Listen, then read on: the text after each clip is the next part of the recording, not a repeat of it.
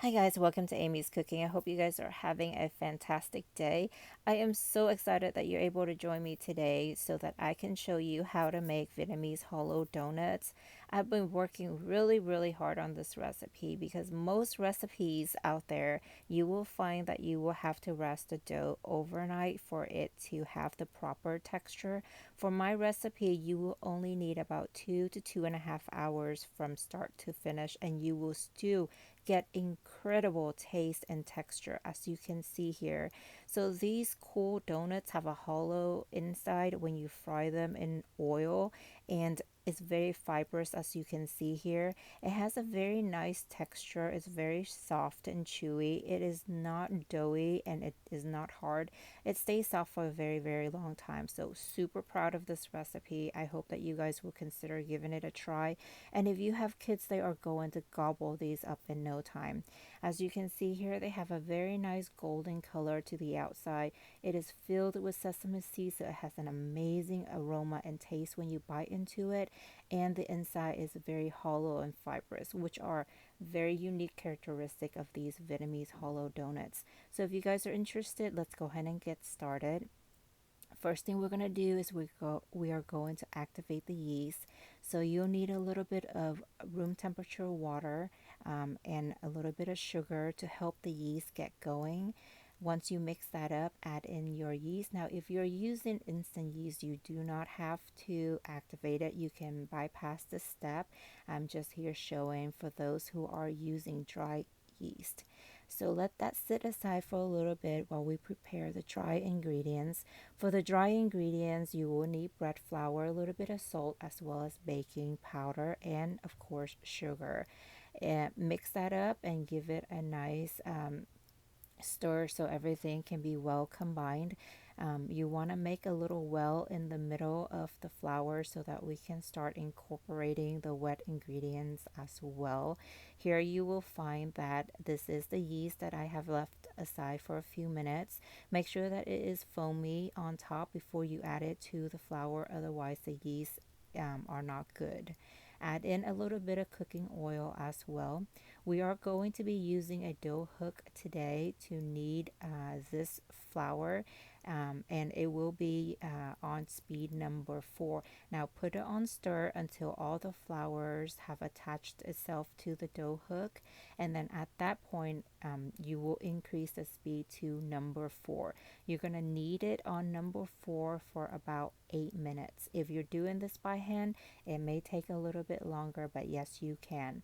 So I want to show you what the dough looks like at 4 minutes. You will see that it's going to be very sticky and warm and wet because of the increase in temperature that you have been kneading for the first 4 minutes. But as you can see here, the dough at this point is still very tacky. It falls off the hook easily because it has not built enough gluten in it yet. Go ahead and continue kneading it on number 4 for another 4 minutes. So that's a total of 8 minutes altogether. If you're using all-purpose flour, it may take a little bit longer. This is bread flour I'm using today, so the gluten builds up a lot faster. So here at the 8 minutes mark, you will see that the dough is now staying on the hook much better because of all of the gluten that has formed. And when you touch it, it's very soft, it's very smooth, it's very glossy. All those things are characteristics of a well kneaded dough. I want to show you here that as you're spreading the dough apart, you will find these little pockets, very small pockets of white air bubbles on the surface of the dough. I'm not sure if that you can see through the video, but that's also another good characteristic to tell you that the dough was kneaded well. And obviously the stretch test where you spread the dough apart and it should be about paper thin. At that point, go ahead and form it into a ball, and we are going to place it in a well-greased bowl and cover it with plastic wraps. We're going to let this sit for about 1 to 1.5 hours, might take two, for the dough to double in size. Just really depends on your temperature of the kitchen. In the meantime, we're going to prepare two trays. One, we're going to put the finished donuts after we fry them, and the other, we're going to let the dough rest on. At this point, go ahead and grease your surface, and we're going to take out the dough. So this is the dough that I have let it rested for about 1.5 hours. As you can see here, it's doubled in size, actually a little bit bigger than that.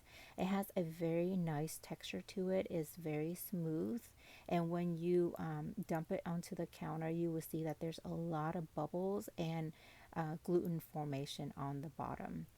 Now go ahead and roll it into a log and try to get as much air as you possibly can out of it.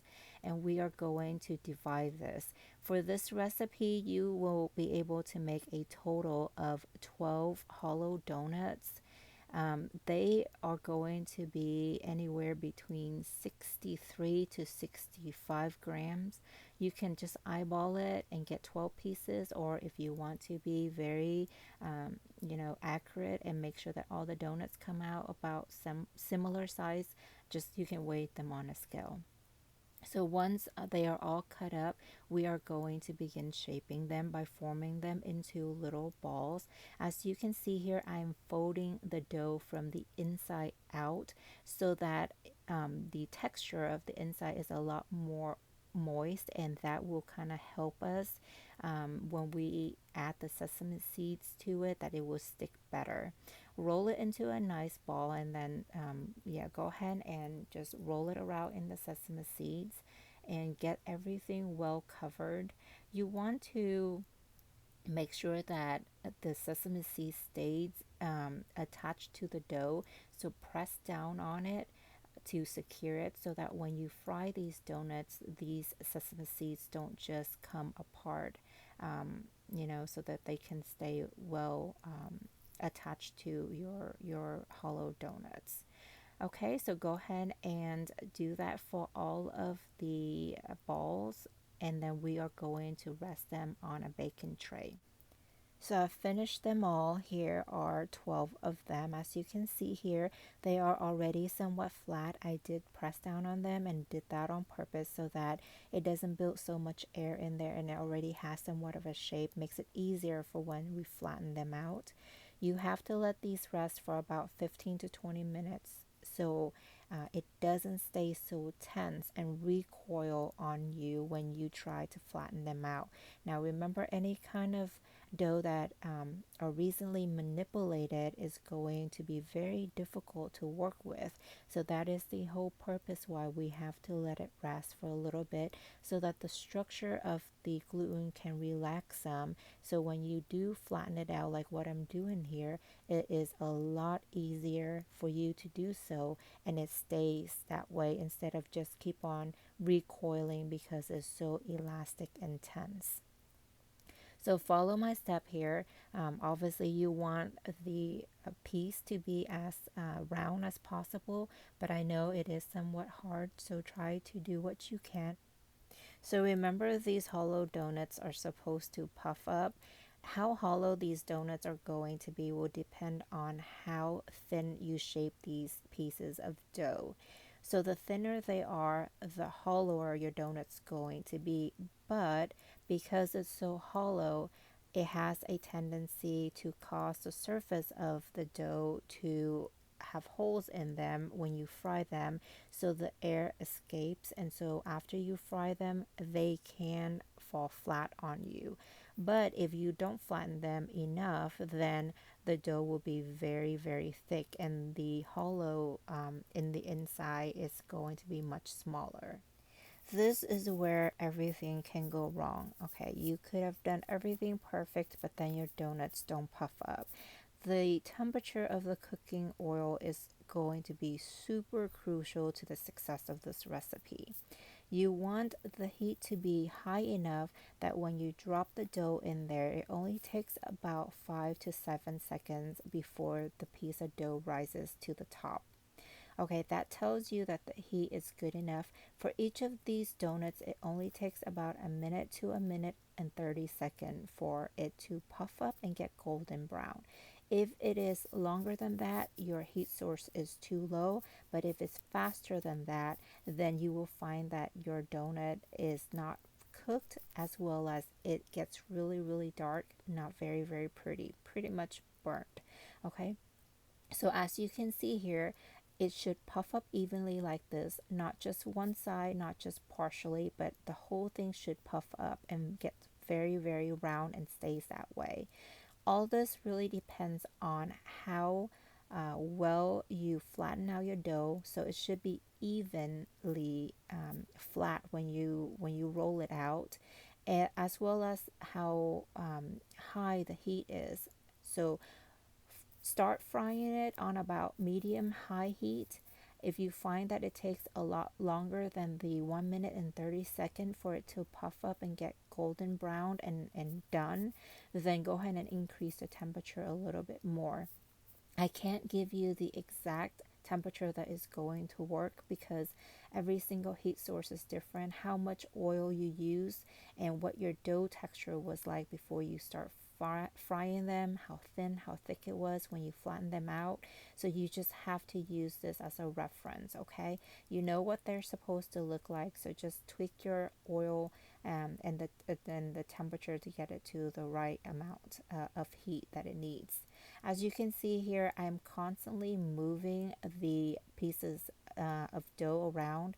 Is because you want an evenly distribution of oil to get to it.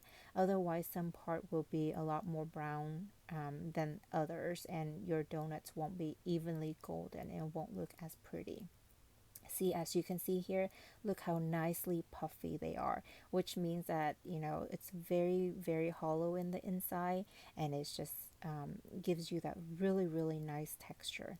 Okay, so you can see again here, I know I'm spending a lot of time on this part of the video, but I just really want to show you that is so important that you get this step right. Otherwise, your donut will probably not turn out right.